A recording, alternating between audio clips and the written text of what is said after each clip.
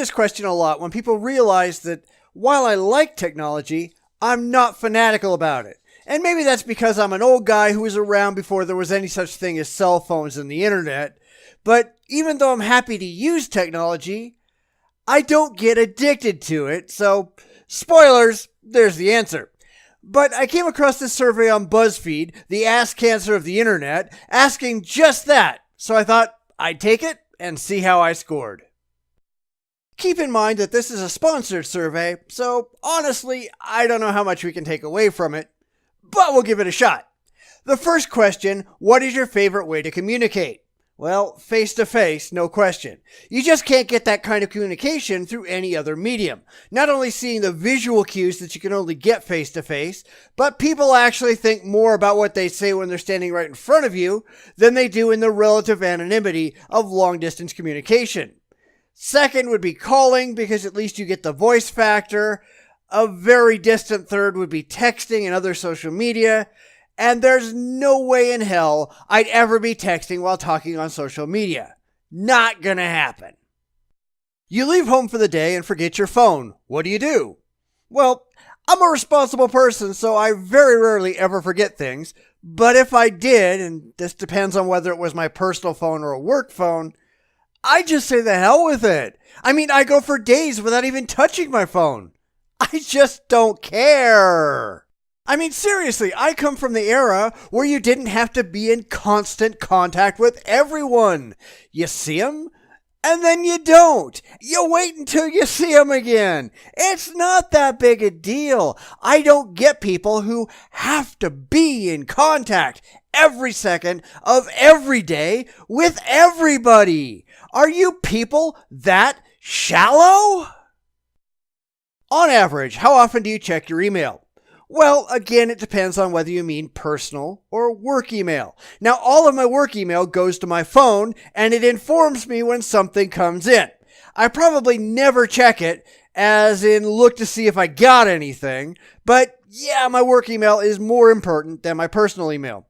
But for personal email, depending on whether I'm actually waiting for something or not, I might check it once a day, maybe once every couple of days. It's just not that important. How do you like to unwind? I read books, although never on my phone. I do it on a tablet. I watch TV and movies. I can't say I ever really just play with my phone any more than I ever read paper books anymore. A couple of years ago, that would have been all that I did, but today I've got thousands and thousands and thousands of books, and I just don't have room for the volume of books that I typically consume. So now they all get downloaded, and I can carry every book in my collection on my tablet if I wanted to. It's useful, it's not absolutely necessary. But I'm just going to say I watch TV because I do a lot of that. Pick a background image for your computer. Okay, none of the above. I can't do that, can I? Damn. If you want to know what's on my computer right now, right this minute, here it is. It's Fallout 4. Prior to that, I had Halo. Before that, I think I had puppies because it was right around the time I got a new puppy, so that explains that. I rarely ever change my background because I virtually never look at it. If I get bored, I might put something else on. If I get into something, I might stick that image on my desktop. Otherwise, I just don't care. So I'll pick the street scene for no particular reason. How do you feel about checking phones while on a dinner date? Well, it isn't like I've been on a date for a very long time. I mean, I've been married for almost 25 years, and way back then, there weren't cell phones, so it wasn't an issue.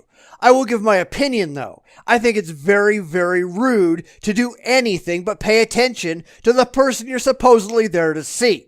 And that goes for dates or business meetings or anything else. I mean, I've had people in the middle of job interviews pull out their phone and start texting.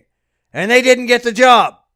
If we've got people over and we're playing a board game or something, phones are forbidden except for game-related reasons, or they're expecting an important call, at which point in time I expect them to get up and leave the table and go deal with it elsewhere. Otherwise, stop being rude. Your GPS won't load and you're lost. What's your next move? Well, believe it or not, I still have an old Thomas Brothers map book in the car. I can stop and look up something, assuming that the maps aren't out of date. And honestly, the GPS program I use on my phone pulls data off of downloaded maps, so I can generally figure out where I am, even if GPS isn't working. So honestly, yeah, it wouldn't really bother me that much. What's your relationship to chargers?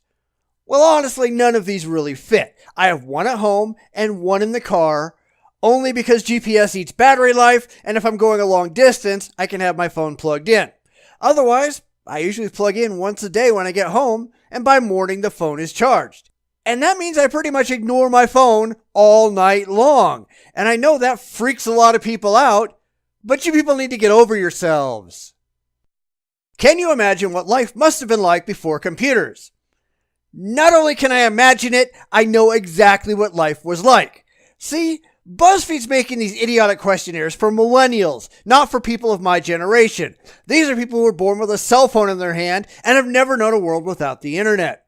I got my first computer, one of these, when I was like 8 or 9, something in there, given to me by my grandparents, and it was pretty much the state of the art at the time. It had 16K memory, used a tape backup, and hooked up to your TV. One of my first modems ran at 300 baud, and when we went to 1200 baud, we thought it was absolutely amazing.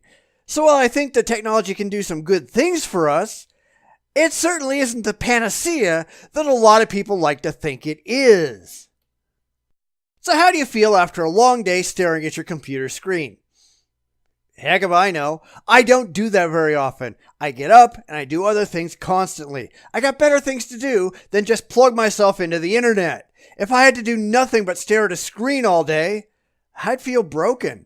But I don't. I've got hobbies that have nothing at all to do with computers. I don't play with my phone all day. I'm not a tech junkie just for the sake of being a tech junkie. I'm just a normal guy with normal interests who isn't a fanatic about anything. And I think more people ought to try that. And that's why I'm so under control, because I have other outlets that don't require me to be constantly plugged in. But wow, are there people out there who are completely out of control. I probably told this story before, but a couple of weeks ago I was at a store and I was out in the parking lot getting ready to leave, and there were 2 people who were paying so much attention to their phones that they walked straight into each other and got knocked on their asses. And this is not at all unusual. I've seen people get seriously injured because they couldn't take their eyes off their screens.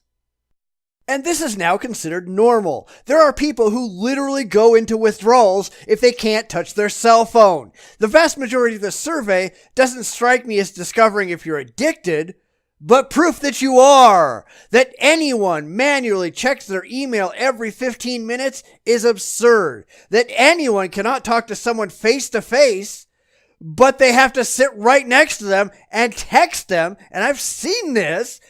It's ridiculous.